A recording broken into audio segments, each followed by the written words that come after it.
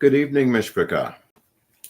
This is the 18th reading of SHAAR HABITACHON. My apologies for the 30-minute delay, and thank you for holding out, if you will, and grateful to be back at home. I had a beautiful time for vacation, and getting ready for Hanukkah, of course, and enjoying the beauty of what HaShem has taught us, because we've had many opportunities for the use of Bitachon and enjoyed it a great deal where we were, and continuing to enjoy it. We were in, we are in the book, of course, HABITACHON, which is our SHAAR HABITACHON by Havos HaLevavos. And this is, of course, the fourth gate of Havos HaLevavos, which is the 10-gate work of this rabbi. And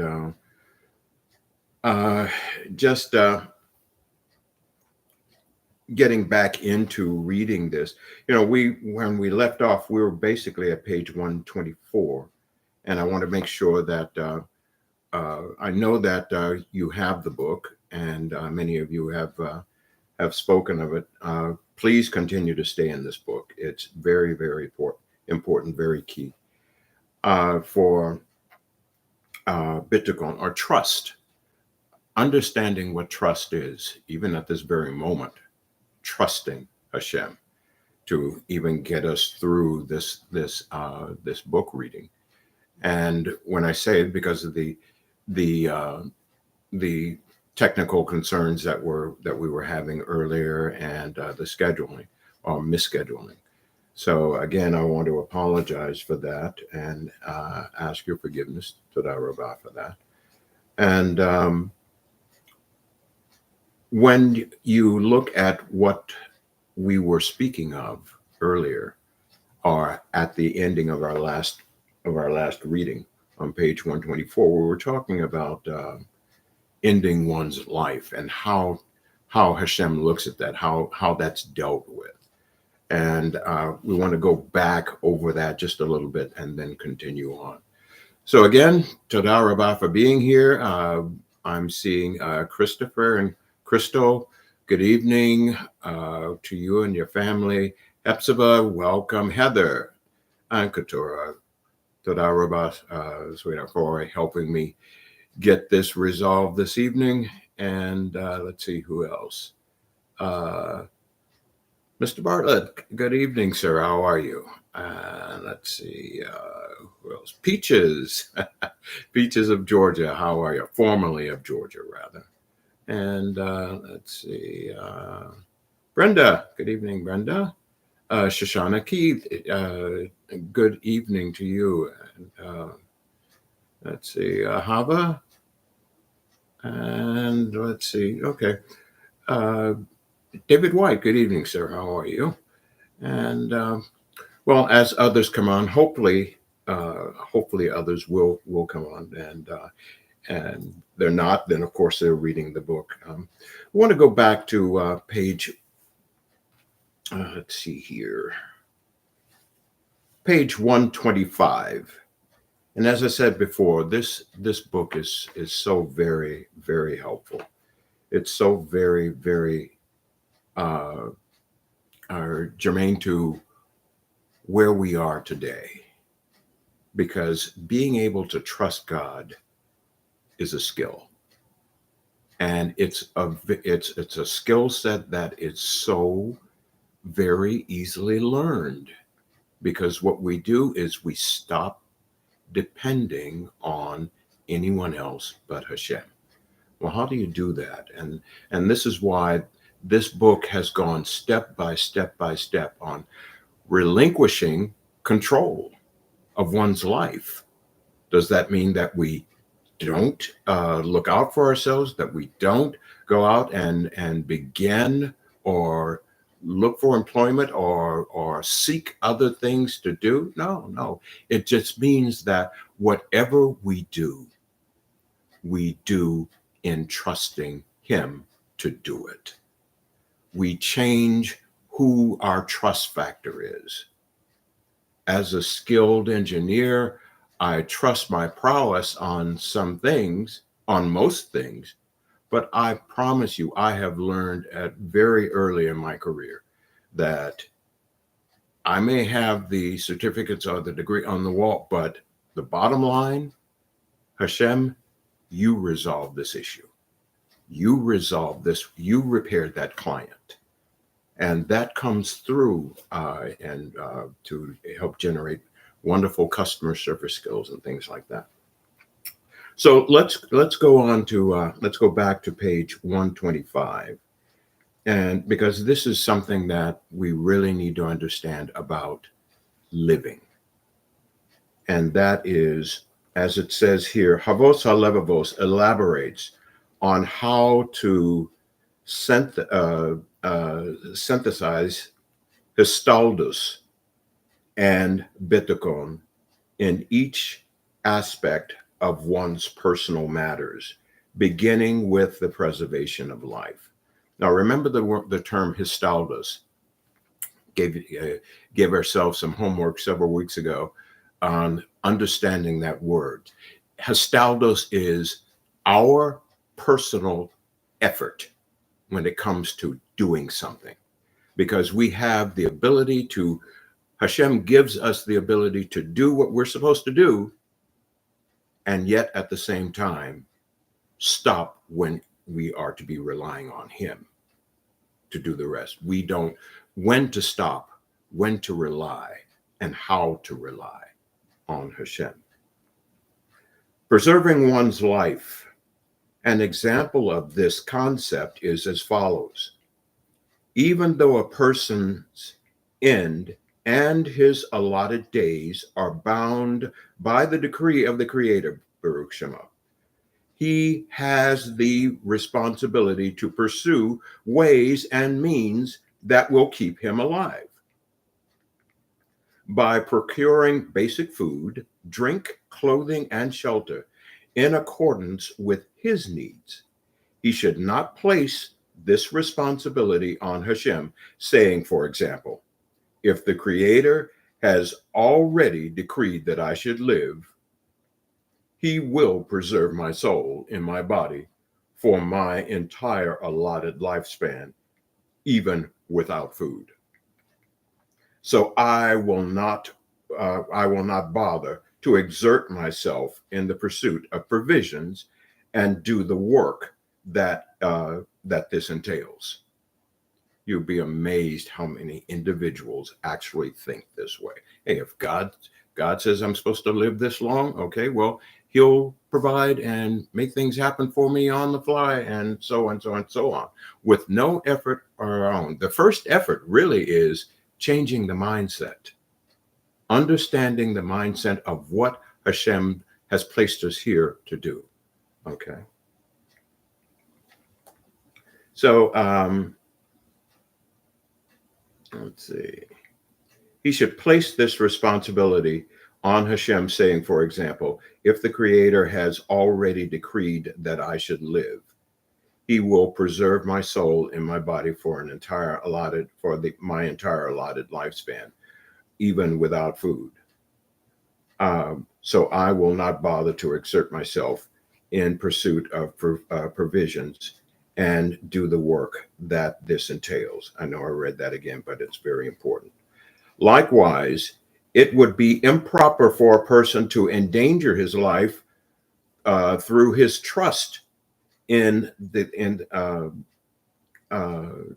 his trust in the decree of the Creator, and drink deadly poison, saying, if I am destined to live, this poison will not harm me. Nor would it be proper for him to endanger himself by unnecessarily battling with a lion or other dangerous animals. And as we read the last time we were together, note 17, it is inappropriate to claim bitachon and unnecessarily endanger oneself. When confronted with danger, however, it is certainly appropriate to employ bitachon and, instead of giving up hope, take whatever steps one can to escape and trust that HaShem will save him. Let's see, page 126.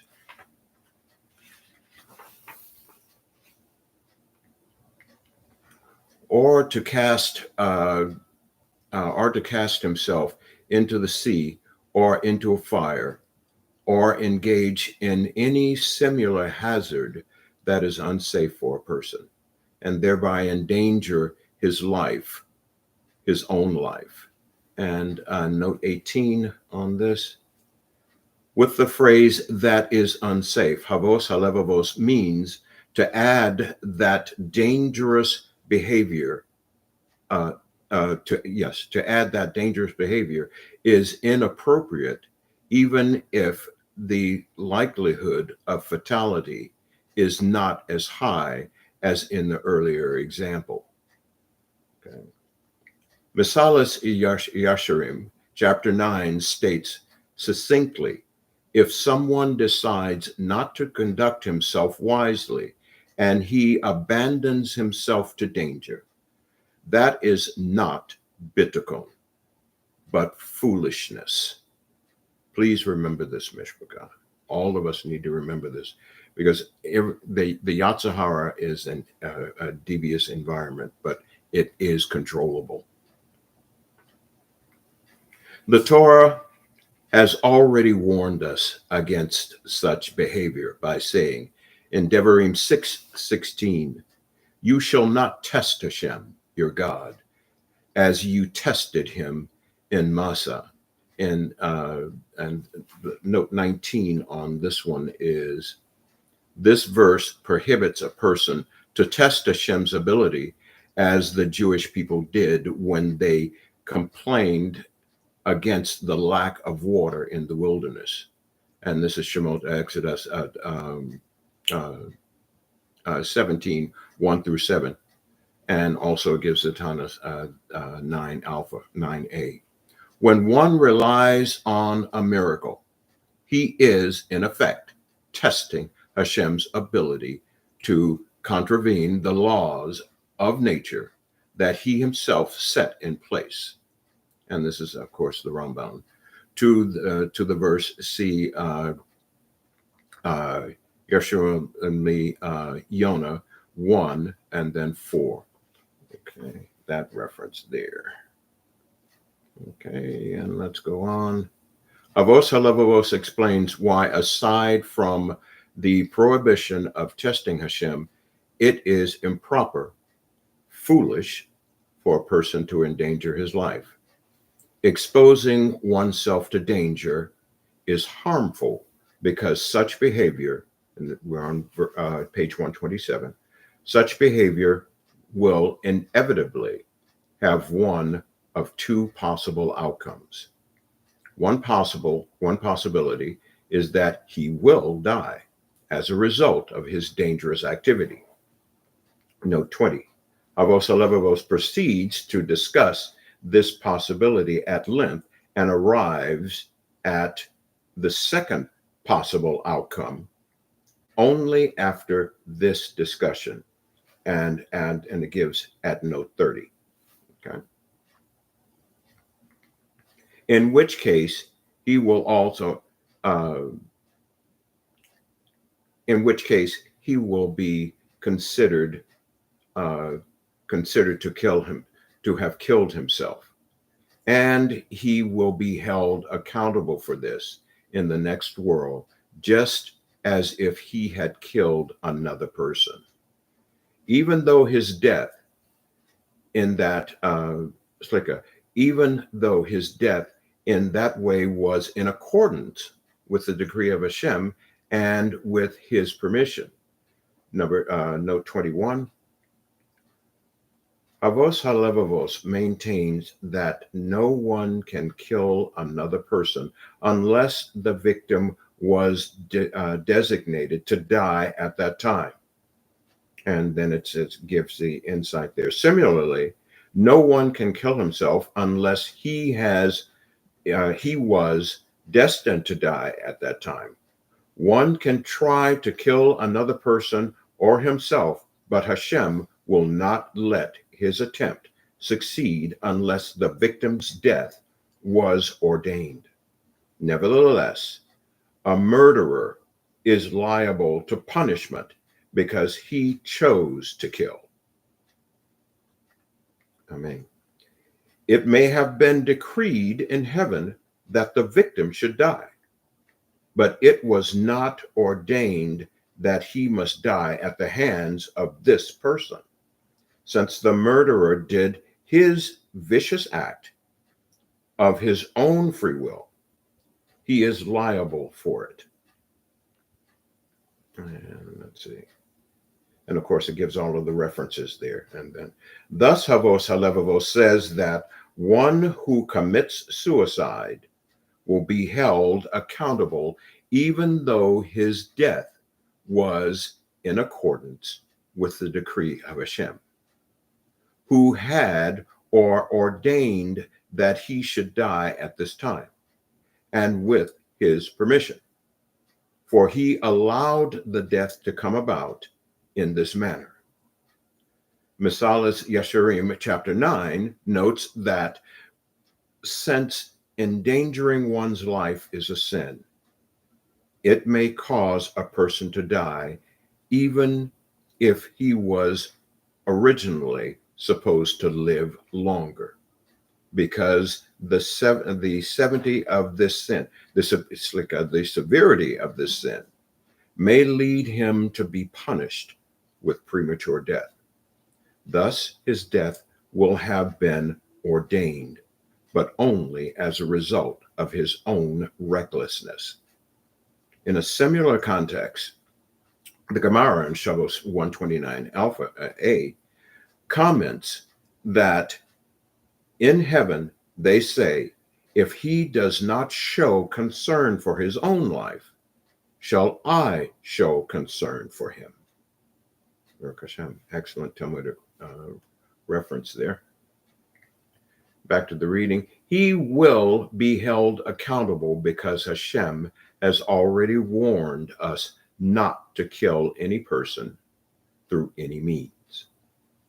When he stated in Shemos 20:13, you shall not murder, this commandment applies even if the murder victim is the person himself, and even if he brought about his death indirectly by recklessly engaging in some dangerous activity. Note number 22. A person's life is not his own. It is lent to him for the duration of his lifespan. Hence, if he takes his own life, he has violated the commandment, you shall not murder, no less than if he had taken the life of another person.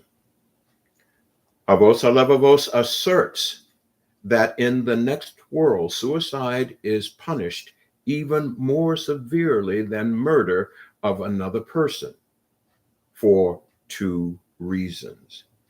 Now let's go to note 23, which begins at the bottom of 127. Most people would consider killing another person, and we're on page 128 at the bottom, killing another person a worse crime than committing suicide, because after all, the victim of suicide wanted to die, whereas the victim of murder was killed against his will. Havos Halevavos asserts that committing suicide is actually more severe in certain respects than killing another person. Baruch HaShem. Firstly, and we're at the top here at 128, page 128. Firstly, the closer the relationship between the victim and the killer, the more deserving of punishment the killer is. As it is written in Amos 1:11, that HaShem said he would punish the nation of Edom for pursuing his brother, and i.e. here his cousins, the Jews, with the sword and suppressing his mercy. I think Rabbi, I actually spoke on this in the Aliyah today or one other day. Note number 24 here. People naturally feel more compassion for relatives than they do for strangers. Thus, while killing any person is an act of inhumane cruelty, killing a relative demonstrates even greater cruelty, for the killer must work harder to suppress his natural compassion. And since a person is his own closest relative, excellent. Let's read that again. And since a person is his own closest relative, one who commits suicide has done something even more savage than murdering his brother. Furthermore, the punishment of one who commits suicide will undoubtedly be severe in the next world for another reason.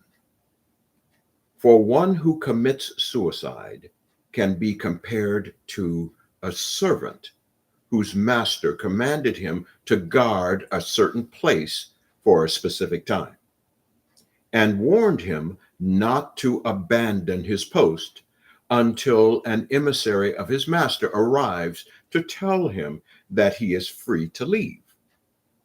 When the servant saw that the emissary delayed in coming, he left the place before the emissary arrived. His master became angry with him for this defiance and punished him severely. In the same way, one who kills himself or who risks killing himself by behaving recklessly abandons his post in the service of HaShem to instead defy him by putting himself in mortal danger. Note number 25.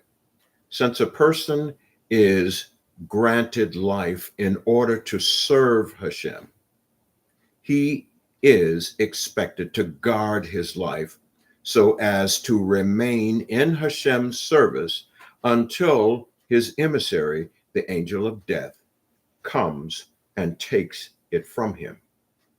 One who places himself in mortal danger brazenly abandons the post to which he was appointed in HaShem's service. He is truly guilty, even if his life is spared. Wow. Page 129. Avos HaLevavos cites an incident that demonstrates the importance of being cautious and not endangering oneself, even in the course of performing a mitzvah. After King Saul failed to fulfill HaShem's command to destroy Amalek, and this is 1 Samuel chapter 15. HaShem instructed Shmuel to fill his horn with oil. Go to the city of Beth-Lechem and anoint one of Yeshai's sons, David, as Shaul's replacement. Shmuel responded. And Hashem's reaction to it teaches a powerful lesson. Therefore, because a person does not have a right to endanger his life, you find Shmuel, Haneve, may he rest in peace, saying to HaShem, also in that chapter 16, in the same Sefer 16:2, in response to his command to go to Beit Lechem and anoint one of Yeshua's sons as king. How can I go? If Shaul finds out, he will kill me. And this response was not considered a deficiency in Shmuel's bitachon in HaShem. To the contrary, the nature of HaShem's reply indicated that Shmuel's conscientiousness in this regard was praiseworthy. For HaShem said to him, take along a young bull and say, I have come to bring an offering to HaShem. And he added the rest of the instructions recorded in that passage. And we go to note 26. HaShem told Shmuel that when going to Beit Lechem, he should act as though he had come there to bring a young bull as an offering, and he should invite Yeshua and his sons to the sacrificial feast. He could then quietly do the anointment without Saul hearing about it. Excellent. Okay. You know, we go along and we read these stories, and now because of the beauty of Jewish literature, we have the ability to see the inside story of what's actually going on. There's another beautiful reason why I love reading Torah and all of the beautiful insights. Hashem's reply clearly indicates that Shmuel's concern for his life was justified. For if this concern had been a deficiency in Shmuel's bitachon, Hashem's response would have been, I put to death and I bring to life. I smite and I heal. Note number 27. Oh, well, basically, it's just saying there that the stylistic usage of Devarim, Deuteronomy 32:39. Or some similar response. Hashem would have told Shmuel that he, Hashem, is one who determines who will live and who will die, and his own safety was therefore not at risk. As he similarly said to Moshe, may he rest in peace. When he commanded Moshe to go and tell Pharaoh to release the Jewish people from bondage, and Moshe said to him, and this is in Shemot 4:10, I am not a man of words, for I am heavy of mouth and heavy of speech. In that case, Hashem responded, and verse 11 of that same chapter, who makes a mouth for man, or who makes one mute or deaf rather, or sighted or blind? Is it not I, Hashem? And note number 28. In Moshe's case, his attempt to avoid going to Pharaoh was not out of concern that his mission would endanger his life. Rather, it was because he felt himself unqualified to do what Hashem was asking him to do. Hashem therefore rebuked him, saying, in effect, if I send you, you should believe that I will make you qualified. Baruch HaShem. If Hashem sends us, we'll be qualified when we get there. So he will fill our mouths. Who makes a mouth for man, or who makes one mute or deaf, or sighted or blind? Is it not I, Hashem? If Shmuel's argument that fulfilling Hashem's mission would endanger him had been inappropriate, Hashem would have responded in a similar manner. since Hashem indeed advised Shmuel how to accomplish the mission safely, it is obvious that Shmuel's concern was justified. Now, if Shmuel, despite his complete righteousness, which made him deserving of Hashem's protection, was not lenient with himself to enter into even a relatively small risk of danger on the scale of risk. Note number 29. By going to anoint one of Yeshua's sons, there was only a possibility that Shaul would hear and kill him. Yet Shmuel felt that he must be concerned, even though the risk to his life was not nearly as great as in the case mentioned by Havos Alevavos above, drinking poison, fighting with a lion, etc. Even though he would be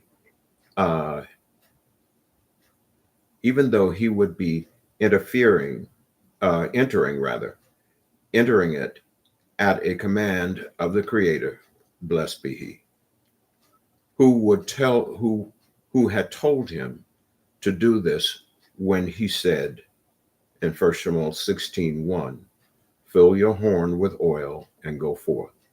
I shall send you to Yeshua of Beit-Lechem. And all the more so would it be disgraceful for for another person, not as great as Shmuel, to risk his life for something that is not a command of the Creator. Exalted be He. Okay. Page 131. Having discussed the first possible outcome of endangering oneself, namely that one might die as a result, and having explained that if this occurs, one will be held accountable for ending his life, Havos Halevavos turns to the second possible outcome. The other possibility is that he will be rescued from death with the help of the Creator, blessed be He.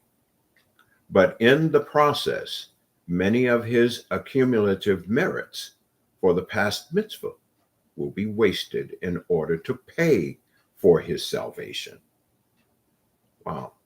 And he will forfeit his reward of those mitzvah. Oh, Mishpachah, please keep this very close to heart. Please keep this very close to heart, because this is part of Hashem's justice system, his delivery system, his deliverance system. Note 30. To earn the miracle of being saved from death, he will use up some of the spiritual capital he has previously built up through his good deeds. Thus, his future reward for his mitzvahs will be diminished. This is a heavy price to pay for reckless behavior. Havos Halevavos supports this last statement, as our sages of blessed memory say, page 132, say concerning this topic in Shabbos 32a, a person should never stand in a dangerous place and say that a miracle will be performed for him and he will be saved, because perhaps a miracle will not be performed for him and he will die. And if a miracle is in fact performed for him and he survives, it will be deducted from his merits. And the Gemara there supports this idea from that which our forefather Yaakov, may he rest in peace, said in Bereshit 32:11, I have diminished by all, I have been diminished by all the kindnesses and by all the truth that you have done for your servant, which the translator Onkelos renders in his Targum. My merits have been diminished by all the kindnesses and by all the acts of goodness that you have performed for your servant. Note 31, Yaakov was concerned that his storehouse of good deeds had been depleted to pay for all the kindnesses that Hashem bestowed upon him while he was in Laban's house, saving him for Laban's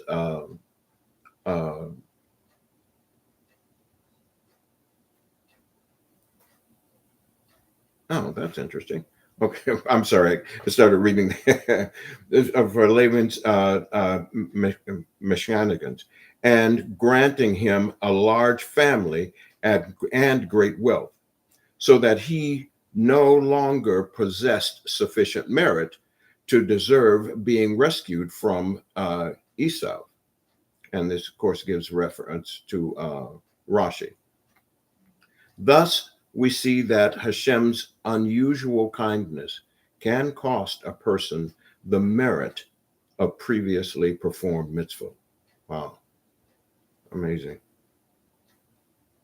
This concludes the discussion of how habitakon applies and to applies and to what extent it does not apply to the preservation of life, which is one aspect of the category of personal matters. Havos Alevavos now turns to the next topic included in this category, earning a basic living. Just as we have said in regard to the obligation to preserve one's life and avoid death, so do we say in regard to the obligation to pursue ways and means of maintaining one's health and of obtaining food, clothing, shelter, and the good qualities necessary for basic living. And note number 32, and of course, and then it says, see note 11 above. Okay. As well as to try to stay away from situations that conflict with these things. Just as regarding life and death, one should not say that since Hashem has already decreed how long he will live, he need not take care to avoid, we're on page 133, he will not need to take care to avoid dangerous situations. So it is in regarding these other essential matters. One should make a proper effort and choose the best option in each particular circumstance, while maintaining his clear conviction that the various means that he pursues will not benefit him in this area, even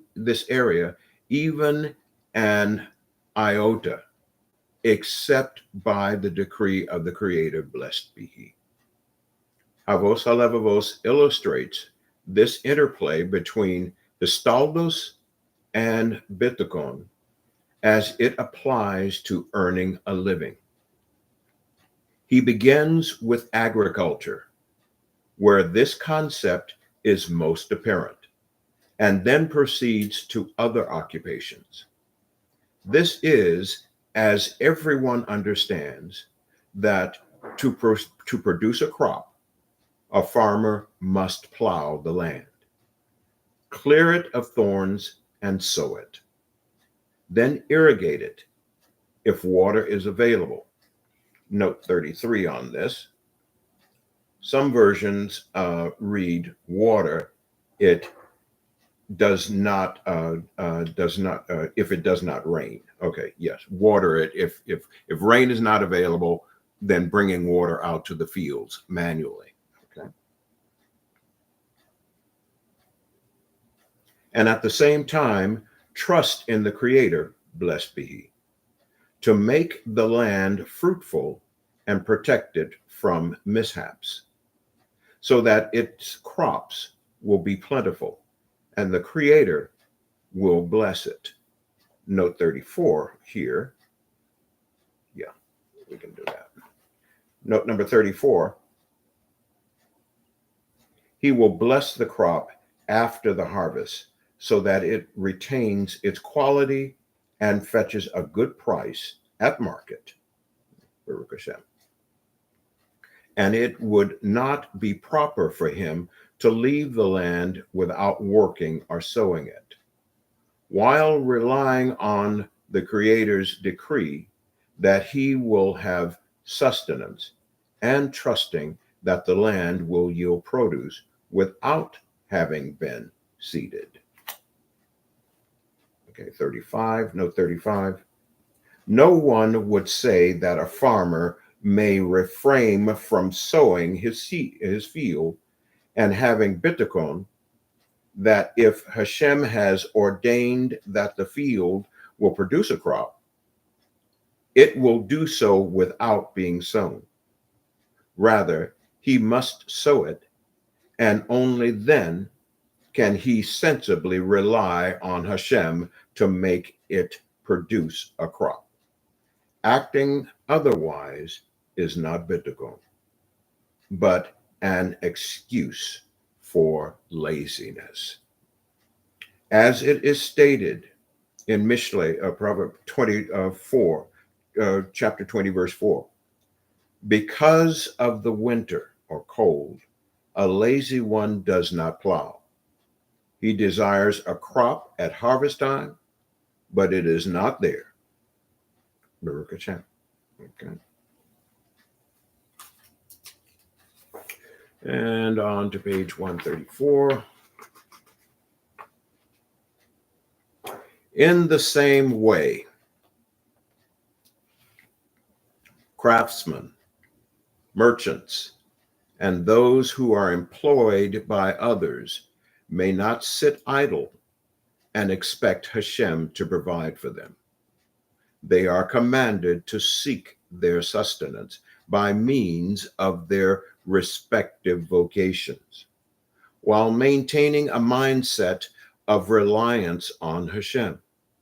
Meaning, even as they work, they must bear in mind that their sustenance is in his hands and control. That his guarantees is to the person. And note 36. Havos halevavos enunciates a fundamental principle. HaShem guarantees that every living person who receives his daily food, for as long as one is allotted life, he is also allotted food.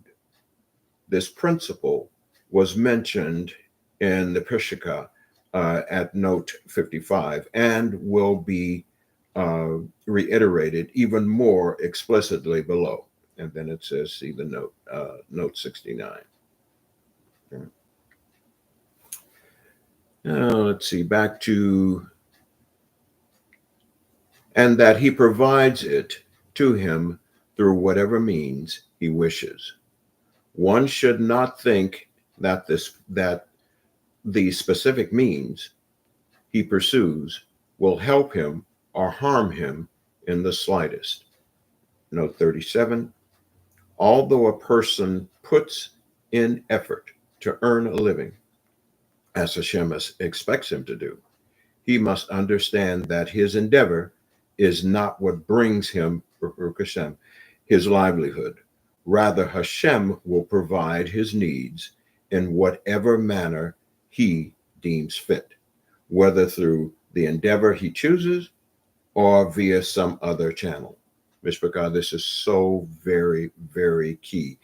No matter what our professions, no matter what our giftings, no matter what our practice is, as we do what we do, acknowledge HaShem in everything that we do, that we don't rely on our own prowess. That does not mean that we don't continue our educations or that we go for better jobs. No, it means that whatever I do, I'm thankful that HaShem is allotting me to do it.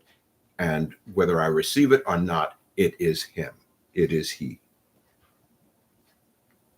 Havos HaLevavos describes how one should view a financially successful occupation, a financially successful occupation. If a person's sustenance is supplied to him by way of one of the avenues in which he applied himself, it is proper that he should not come to trust in that avenue, delight in it, intensify his hold on it, and put his heart into it more deeply than before. Because, page 135, because this reaction will weaken his reliance on HaShem. Baruch HaShem. That is so true.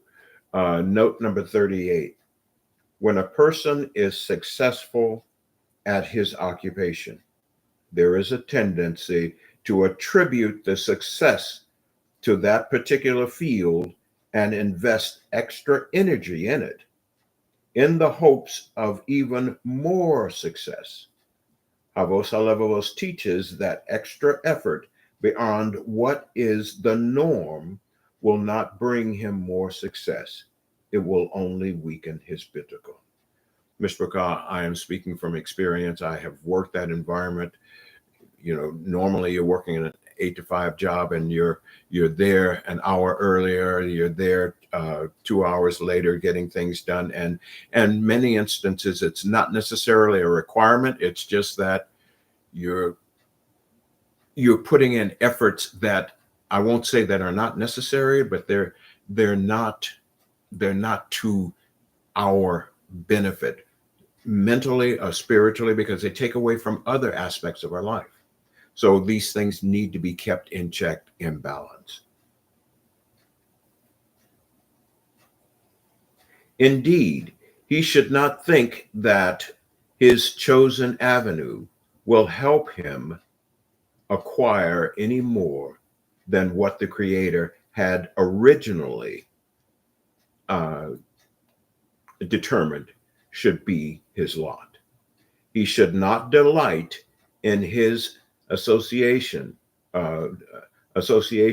with that particular avenue and his effort in it, thinking, I made a wise choice to go into this field and therefore I was successful. Okay. Note number 39. Certainly, he should not abandon this line of work, and he can in fact enjoy it because it fits his personality. But he should not become infatuated with it. Hello. Thinking that this is the only way he can earn livelihood. Rather, he should thank the Creator who provided for him after he exerted himself and did not allow his labor and effort to be in vain. As it is written in Tehillim 128:2, Psalm, when you eat the labor of your hands, you are praiseworthy, and it is well with you. Note 40. There is a special satisfaction one feels when he is able to support himself through the labor of his own hands. One should thank HaShem for granting him this satisfaction. Todah Rabbi, Father. But he should recognize that his livelihood is not contingent on the endeavor in which he invested his labor. HaShem can just as well send it to him through some other channel. Oh, Mishpachah, this is so important, to be able to trust HaShem, knowing that he has every aspect of our needs totally in check, and noting that our histaldas, our part in what is to be done, Hashem's part. And this is the balance that Havos Halevavos, Rabbeinu Bachya, is speaking of here. And this is why this book is so fantastic, because it helps give us the balance, and then it teaches us how to balance. And it's not a tightrope balance. It's just knowing when to stop, allow him, and the balance between how that works back and forth. One of the pious men once said, "I marvel at one who gives his fellow what the Creator has already decreed he should have, and later reminds that fellow of his favor to him and expects him to thank him for it." Note 41. If someone provides his fellow with sustenance, then it must have been preordained by HaShem, and that fellow be sustained through him. Let's see. Havos Halevavos says that a benefactor who has habitakon in HaShem, and who therefore knows that whatever he is able to share with others was sent to him by HaShem, does not expect thanks. This is a Musar statement extraordinaire. Knowing that what HaShem has blessed us with, we don't own. We are there to be part of HaShem's justice system, to pass it on. Yes, we have the ability to use it, to be part of it, and maintain it. But at the same time, when it's time to release and give, this is why we're here, Mishpachah. Okay? One does not expect thanks. On the contrary, he thanks HaShem for having been chosen as his emissary to benefit others. Baruch HaShem. Now back on 135 at the very bottom here. And I marvel even more at one who receives his sustenance through another person who was in any case compelled by divine decree to give it to him, and who then humbles himself to the benefactor and flatters him with praises and praises him as if the benefactor was the provider. Note 42. The pious man said that he marvels more over the recipient who humbles himself than over the benefactor who awaits thanks. This is because the benefactor at least acts in accordance with typical human behavior, as it is normal for a person to want honor and recognition. The recipient, however, acts contrary to the normal behavior, since no one likes to feel subservient to another without good reason. And this is from Pak Leka, another beautiful reference. Okay. In the same way, we can marvel, page 137, we can marvel at a person who receives his livelihood through a certain occupation and becomes enamored with it, and if that is the source of his success, when in truth, he should attribute everything to the one who made it succeed. Havos Halevavos now describes how one should view an unsuccessful occupation. And if one's sustenance does not come to him by way of the avenue that he pursued, he should tell himself that it is possible that day's sustenance already came to him beforehand and is already in his possession. Note number 43. He may already have the money he needs for that day in his savings from an earlier surplus. Alternatively, he may own assets that can be sold, and Hashem previously orchestrated that he should have these assets so that he could sell them to cover his current expenses. Either way, his provisions are not dependent on the success of his efforts.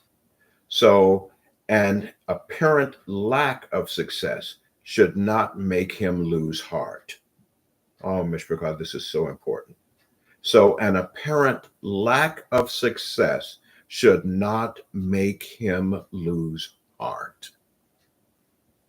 Havos HaLevavos stresses that one must persevere in his efforts to earn a living even when they do not seem to bear fruit. Regardless of the way a person ends up obtaining his needs, it is proper for him to continue to work at the means of earning a livelihood that he had chosen. He should not slacken from pursuing those means, provided that they suit his character and physical ability, and consistent and are consistent with his faith, his Torah obligations, Baruch HaShem, and his situation in the world. As I mentioned earlier, and note number 45 on this, Havos HaLevavos explained that one should choose an occupation that fits his natural inclination and capabilities. And in the Peshachah, he said that one should seek an occupation that allows him time for Torah study and service of Hashem. He further emphasizes that once a person has chosen a suitable occupation, he should stay with it even if he suffers financial downturn, and should rely on Hashem, who can provide through any means. This seems to be the point here as well. In this particular edition, the Kafis edition replaced. It is proper for him to work at the means he should not blame the means for his lack of success. So in other words, if something is happening, don't get into the attitude of blame. Getting into the attitude of blame, I can't because I don't.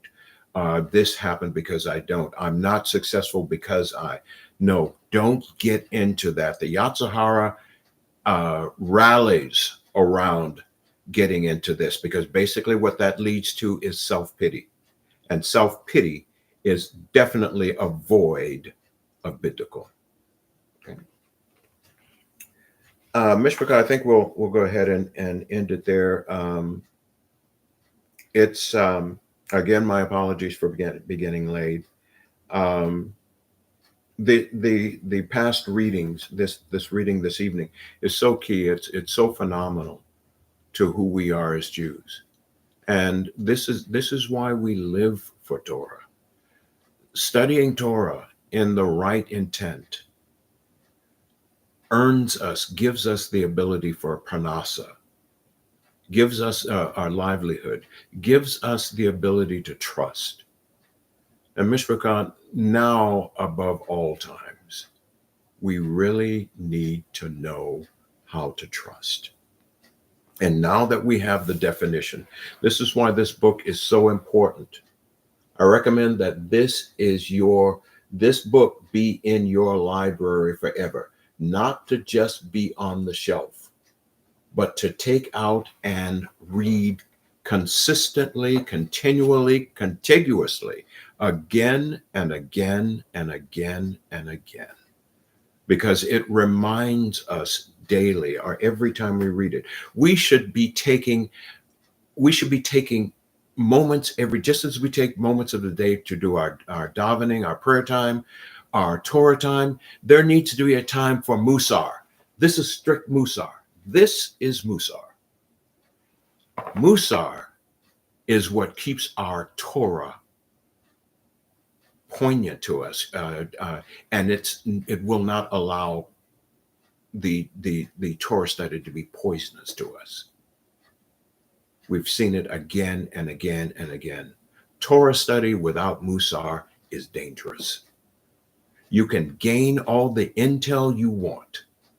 You can have a fantastic memory. You can have the ability to look into the Torah and see great things. But the purpose of that is to use it in day-to-day and to help others. And you can't help others without musar.